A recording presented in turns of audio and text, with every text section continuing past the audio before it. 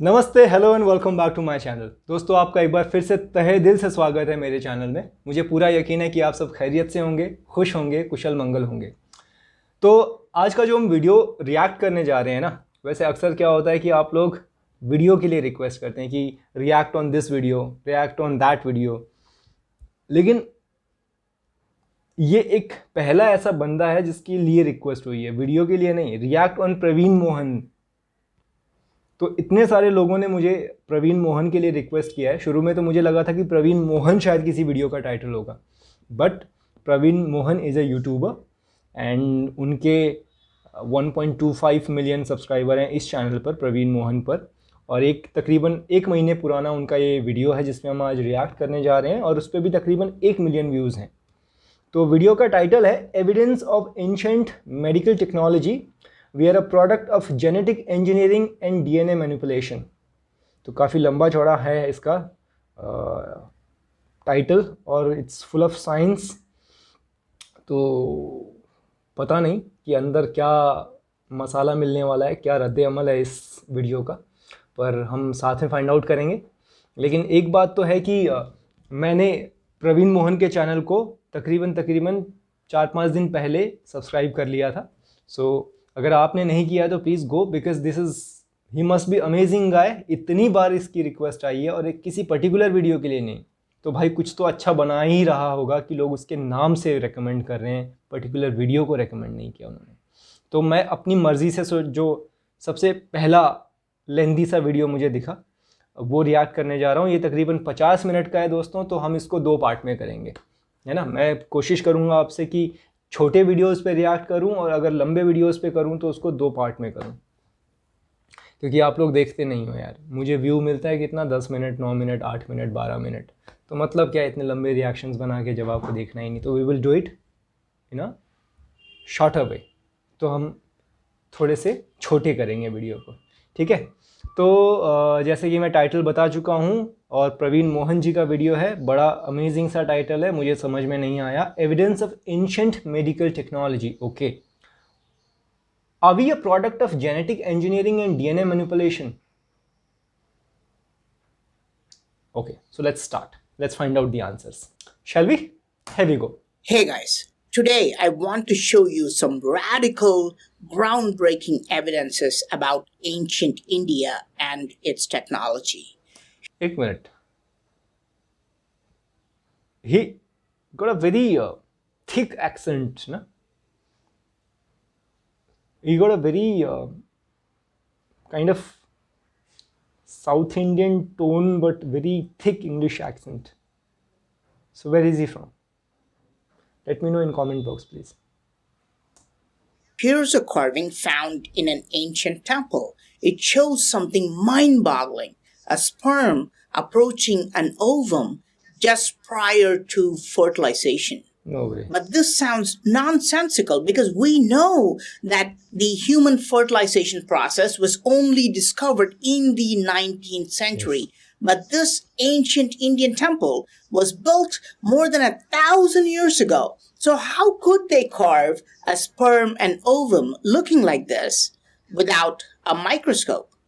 Of course, some will argue that this is something else, a snake eating an egg. Possibly. Some will argue that this is Rahu from Hindu mythology. He is known for eating the sun or moon, causing the eclipse. Yes. Quite an interesting story Possible. From Hindu texts, except that this explanation conveniently avoids telling you that Rahu is only half snake. His entire upper torso is always shown human-like with full facial features. Here is another carving from another ancient temple. Again, this is clearly a sperm fertilizing an ovum. This is how it originally looked in the last 5 years, and the temple has decided to paint it recently. Sorry it looks like this now. I like the older look. And one detail of this is that you can see that the sperm is smaller and the ovum is larger. If this is a snake, there's no way it can swallow this. If you look at the actual videos of snakes eating eggs, you will not even consider this as a possibility. And this is not even a snake because it doesn't have any head or scales. Can this be the baby snake just sucking the nectar from egg? Or maybe some other thing. I don't know. If you notice Hindu temples, they carve the details perfectly. They carve the scales, they carve tongue, they even carve rows of teeth inside their mouths, which Acha, most of us today don't even know they have teeth like this. I don't know. If this is an होता है क्या सांप के दांत होते हैं? I don't know, मुझे लगा वो सीधा निगल जाता है. आगे के होते हैं जहां से वो जहर उगलता है ना, पीछे भी होते हैं क्या? होते होंगे. in fact a sperm and ovum, and ancient India was far ahead in advanced technology, shouldn't they have documented what happens after fertilization? In another ancient temple, you can see something even more strange, a single cell. This is unmistakable because it looks circular, like an egg cell, with a round nucleus at the center. So, what happens when a sperm unites with this egg cell? A new life called zygote or embryo is formed and it starts to divide rapidly. The fertilized egg starts to split into two cells. Again, this is clearly shown in the same temple, in the same place. Then it starts to split into four cells. Again, this cell division is also clearly shown in the same temple, side by side, as though they're giving us a step-by-step explanation of the process. Okay, just a moment. What are we doing here?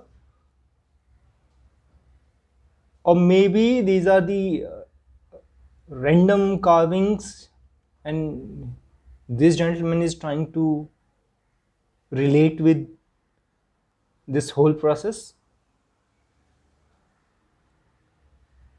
I mean, we're talking about the 1,000-year-old temple. I know that our ancient history was very advanced, but how advanced? This advanced? ऐसा कोई खुदाई उदाई में microscope या फिर कुछ ऐसा तो निकला नहीं है ना अभी तक, जहाँ से पता चले. आगे चले. Then the cells start to become a blob and slowly start to look like a human after 8 ये weeks. पता है. Now this is called a fetus. Now, thus far, you have definitely wondered, is this all true? Or is this something else? If this is really true, if they studied the fertilization and cell division, then there should be carvings of fetus inside the womb, right?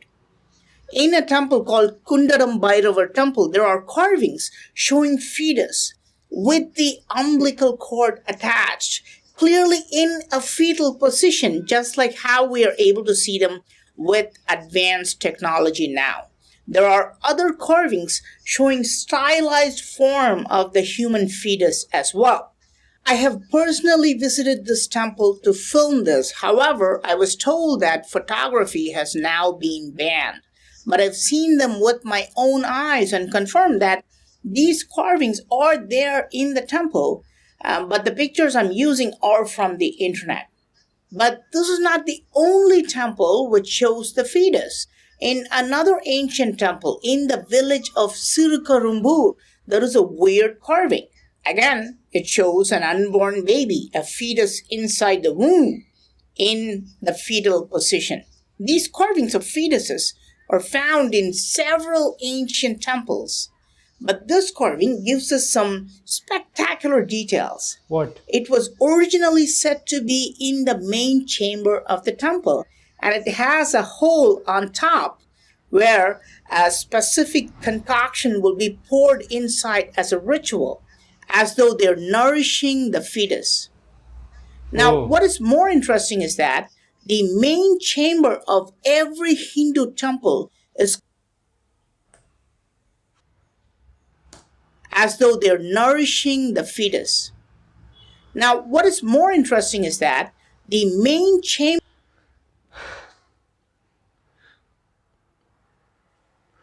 this can be one of the possibility, because in one of the earlier video that we have seen, like, uh, temples were the school in ancient time. So this can be possibility that those specific temples were school of medical science of that era, or maybe something like that. I don't know, or maybe this is just a coincidence, or maybe let's go ahead first. Member of every Hindu temple is called Garbhagriha in Garbhagriha. Sanskrit language and Karuvarai in Tamil language. Both these words mean one and one thing only: uterus or womb. Why would a temple's central chamber, the sanctum sanctorum, be called the womb? How is it related to pregnancy? I haven't fully understood this yet, but Hindu temples seem to be very closely related to pregnancy. I've shown you what happens inside the body, but what happens outside? Is it carved in Hindu temples?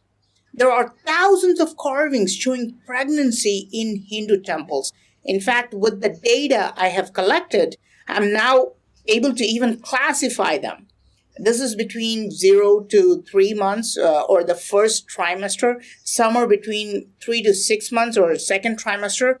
And lots of carvings show the last trimester because it's the most eye-catching. Okay. But before we go look at the delivery and other interesting information, when a woman got pregnant in ancient times, how did they confirm if she's pregnant?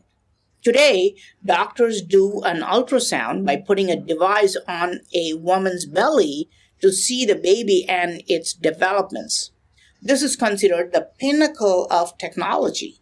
However, a very similar carving is found in an ancient Hindu temple in Cambodia. Here, a doctor is seen holding a very similar device on the belly of a woman, doing the exact same test, checking for pregnancy. Archaeologists confirm this carving is more than 900 years old. Okay. Is it possible that such a device existed in ancient times?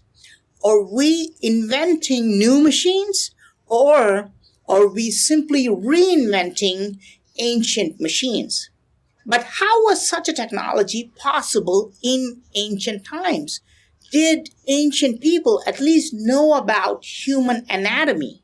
It is well known that ancient builders carved things very accurately Yes. in Hindu temples. Look at the toes and look at the fingernails, and their attention to human anatomy is just stunning. You can see the veins, arteries, and individual strands of hair, all of them carved in ancient times. Okay, I know some of you will think this is what artists do. These guys were master sculptors and they just wanted to show these details because they wanted to be accurate and loved their jobs to make things look realistic and beautiful. But how beautiful is this? Currently placed in the Museum of Allahabad, archaeologists confirm that this is an ancient artifact, a model showing the intestine of a male human body. Experts have dated this to 2nd century AD, so it's about 1,800 years old. This was absolutely not done for beauty. They were definitely studying human anatomy for scientific purposes. Is it possible that ancient Indians were not only studying anatomy, but were also performing surgeries just like today?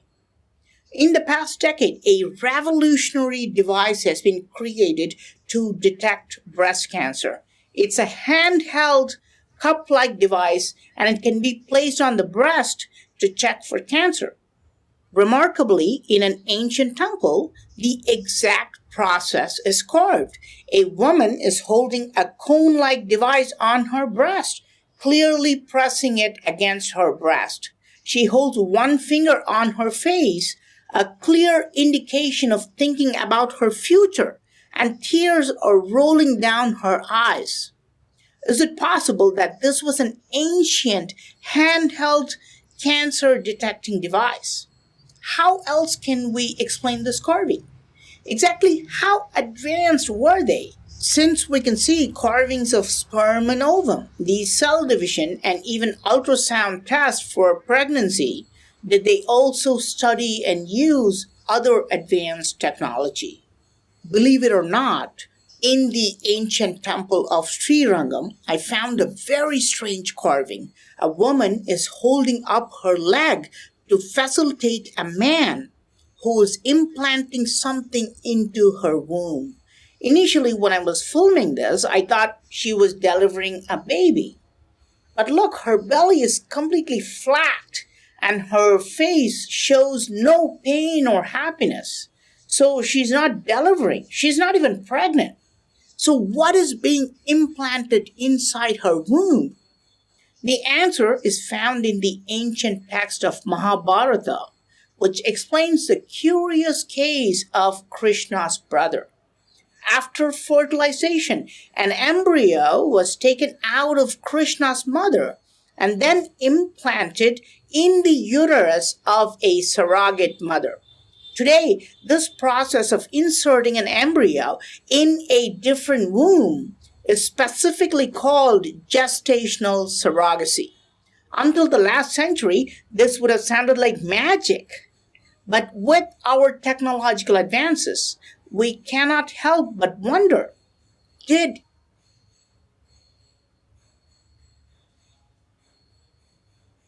ancient people use a similar technology?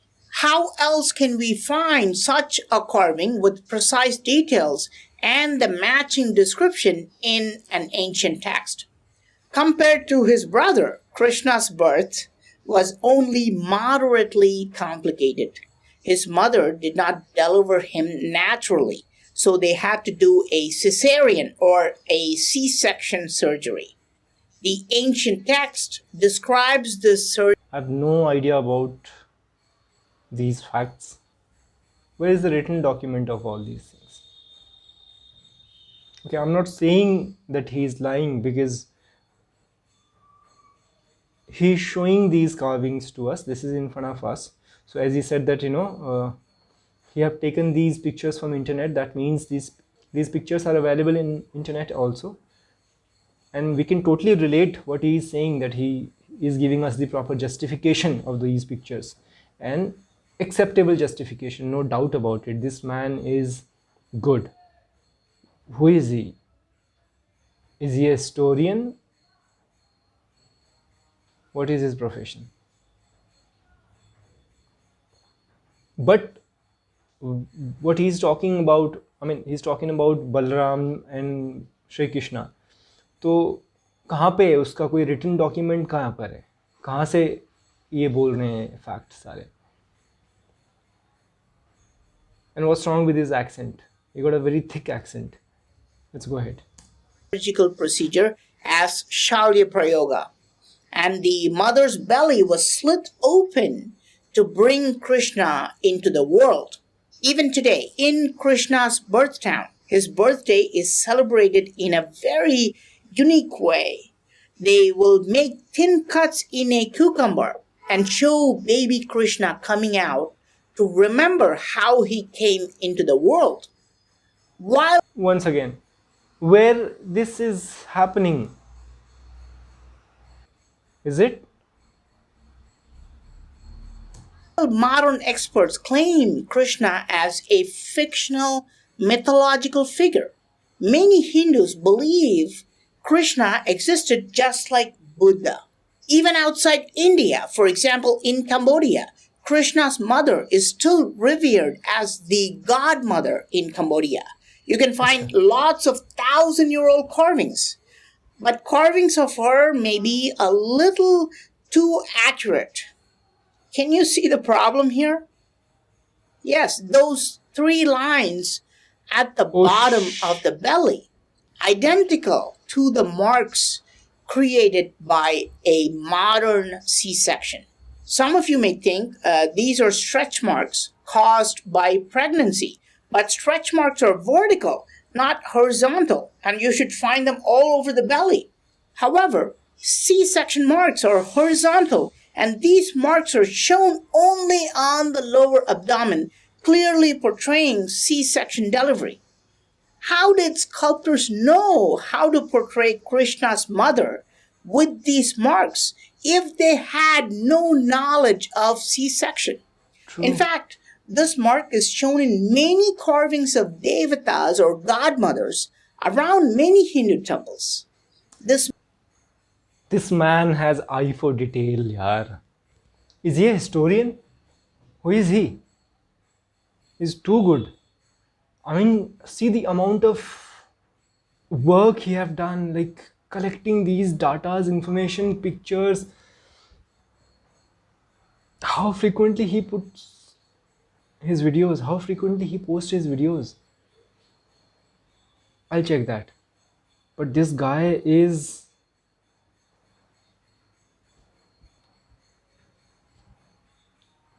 good one.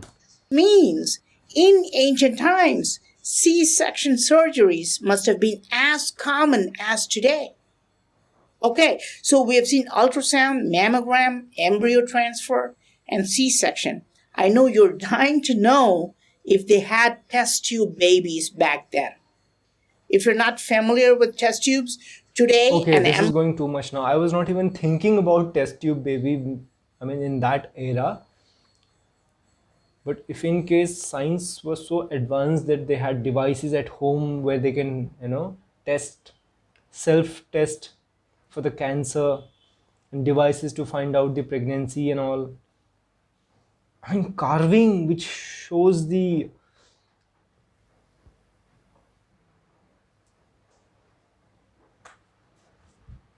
embryos made outside the womb in a test tube or a container. This process is called in vitro fertilization or IVF. And yes, in ancient Indian texts, there are plenty of examples of test tube babies. For example, the popular ancient Saint Augustia was a test tube baby. He was fertilized and completely grown in a container called kumb or kumbum. But of course, you may think these are just modern interpretations. But there are ancient carvings showing baby Agastya being born out of a container. If you are watching this video between 2021 and 2035, you may think this is quite dramatic. You may think it's not possible to have a fully developed baby coming out of an artificial container.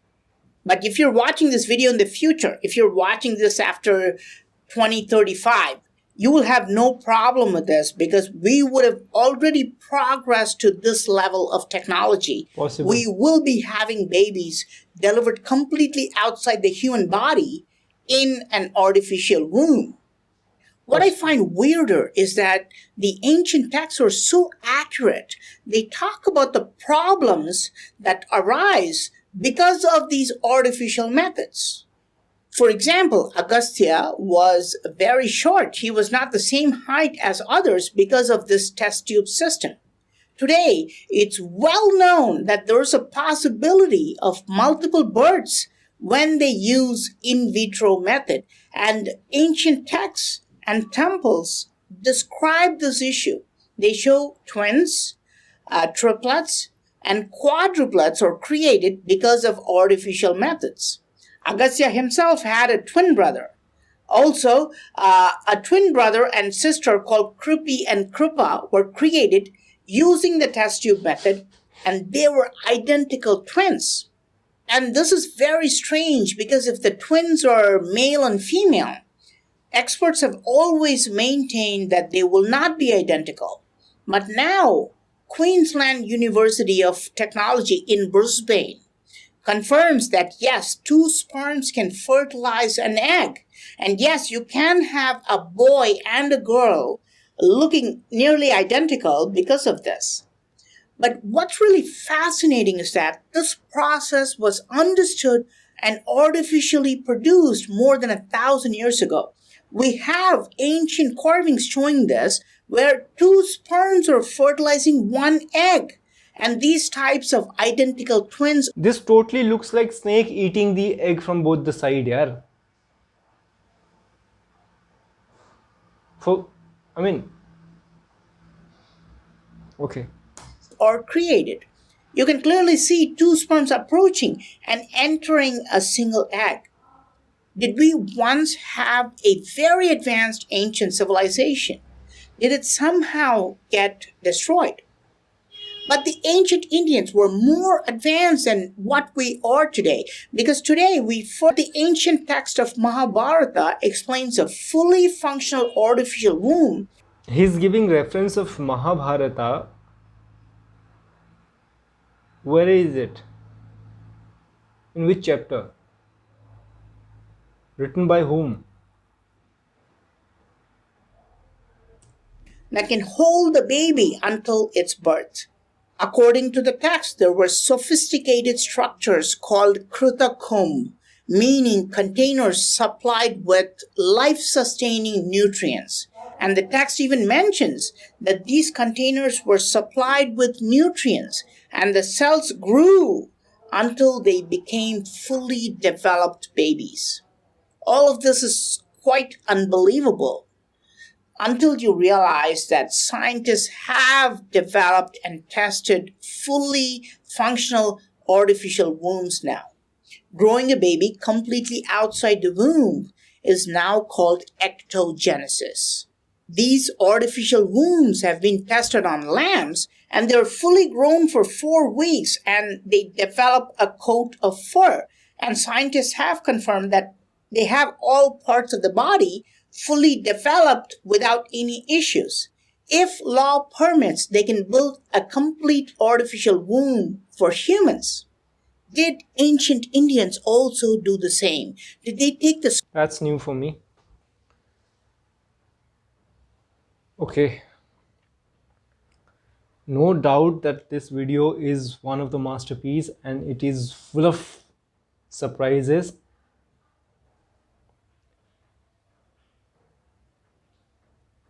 I'm not criticizing, I'm not disputing. I'm proud of Indian culture, I'm proud of our heritage, I'm proud of our ancient history. But what he's saying is barely sinking in me right now. But anyways, we have to complete the video. I'm not saying this is not true. Maybe this is true. But I was not aware that we are science, we are, ancient medical technology was so advanced that people were aware about the, uh, sperm and egg and not only fertilize them, but also create these artificial wombs called kumb to grow the embryo into fully developed babies. But how did that kumb, the ancient artificial womb, really look? In almost every ancient temple, inside the main chamber or the womb chamber, there will be strange carvings called kumb. This structure is usually carved secretly in deep, dark places of the main chamber, so the lighting is never good when I film them. I examined this one from the ancient temple at Hampi. The kumb or kumbum does not look like a regular container, but a very, very complex, sophisticated device. The bottom has a large oval chamber to hold the growing fetus. It has two handles or knobs attached to it on the left and right, perhaps for opening it if needed. It seems to be having two large tube-like structures attached on either side. And on the top, there is a cylinder attached. I shot this one. I have seen these kind of structures in, various temples, but I never thought I cannot. Of course, I'm not as smart as this guy, but still, this is too much to digest. In a different temple. Again, look at this kumb. Remarkably similar to the one we saw before. Why are these strange structures carved in deep, dark parts of temples? What's more interesting is that the entire structure has a long cylinder attached on top, which seems to have a type of ventilation mechanism at the very top to supply oxygen. Modern scientists confirm that these are the essential parts needed for an artificial womb. Oh, It needs an outer shell with a chamber to implant and protect the growing embryo, an artificial placenta to put the nutrients and oxygen in, and a way to transfer carbon dioxide and waste products out. Do you know scientists are building a tiny ECMO device, a device that allows blood to be oxygenated outside the body? According to this plan, the device will blend gases and oxygenate the fetus, and they will have artificial placenta to remove the carbon dioxide and the waste from the womb. This seems to be the exact design of the ancient comb as well. Remember, I showed you a temple before. In it, there are carvings of how cells divide. First, a single cell, then it becomes two, and then it starts becoming four. In the same temple, there's a comb carved there, and there you can see something fantastic. Inside the comb, you can see cells growing. It clearly shows how the cells are starting to divide more and more, and the cells are growing in this comb. But it is this specific shape that surprises me. It looks familiar, doesn't it? Because you studied this in high school. This is the pistil, the female reproductive organ in plants. I mean, this is remarkable. Today we know the pistil contains the egg at the bottom, and it will get fertilized when a sperm cell comes from the top and cell division starts to happen. But how can this be carved in a temple? We know ancient people were studying human anatomy, but were ancient Indians also studying plants and animals and how they reproduce? Here's a carving that's at least 1,000 years old in a temple called Kediliyapur Temple. The details are shocking. An elephant is trying to give birth, but it's being assisted by other elephants. Look how one elephant is using its trunk and pushing it against the pregnant elephant's belly, just like human beings do. And see how another elephant is holding the tail up to facilitate the baby elephant come out without any hurdles. Other elephants are waiting and watching to see if she needs more help. The baby elephant is eagerly coming out to see the world. Of course, we can't help but think, this is pure imagination, right? Do elephants actually help a pregnant elephant deliver her baby? no, no, no. This is not imagination. This is a sheer observation, It happens. Elephant is a very intelligent animal. I thought the same until I watched this clip. Here, you can see how they behave in the wild. There's a group of elephants helping the mother elephant deliver the baby. An elephant is even holding the tail up. This means that ancient people were studying the reproductive behaviors of animals. Now, look at the carving of a human delivering a baby, again found in an ancient temple. The woman is in standing position, the baby is coming out, and she is assisted by other humans.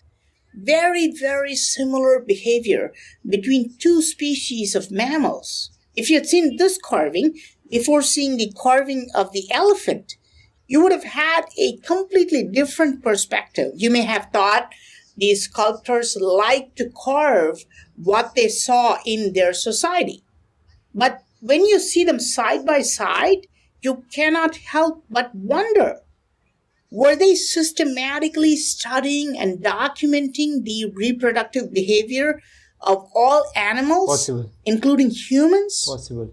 Today, scientists observe the behaviors of animals like rats, pigs, and chimpanzees, This is one of the fundamental reasons why we are able to understand the human body and mind better.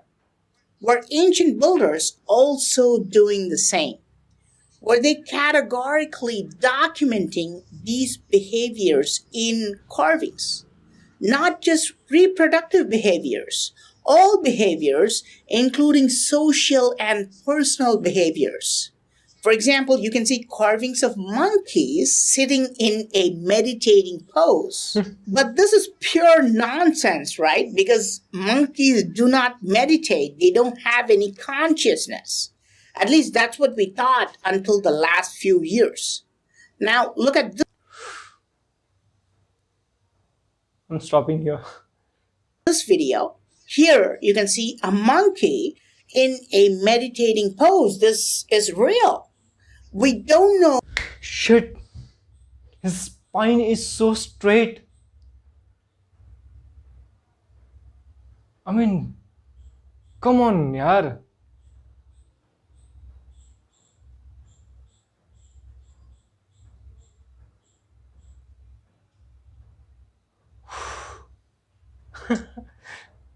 If the monkey is actually meditating or not, but they do sit like this shit. sometimes. Now we realize these carvings are not showing some fictional or mythological stuff. These guys were actually studying the behaviors of animals quite well. Another way to put this is accepting that today's experts have not yet studied and understood the behaviors of animals fully. And with the advent of camera phones, Are you serious? we have learned more about animals in the last 5 What years the- than what experts learned in the last 50 years. So, why did they document the pregnancy and delivery of animals just like human beings? Why do scientists observe rats in labs today? To improve the lifestyle of rats? No, they do it to improve human lifestyle. Is it possible that ancient people were also studying animals to make similar improvements for humans? Earlier, I showed you how an embryo was artificially placed. Okay, guys. So we have already crossed the half of the video. So I'm going to stop this video here. This is going to be the first part. And बाकी का जो है ना, we will do it in second part. Okay, till here, what we know. Are we seriously considering these things? Yes, we are, because this gentleman has given and shown all possible justification for whatever he is talking right now. That was amazing. The most amazing part was monkey doing meditation.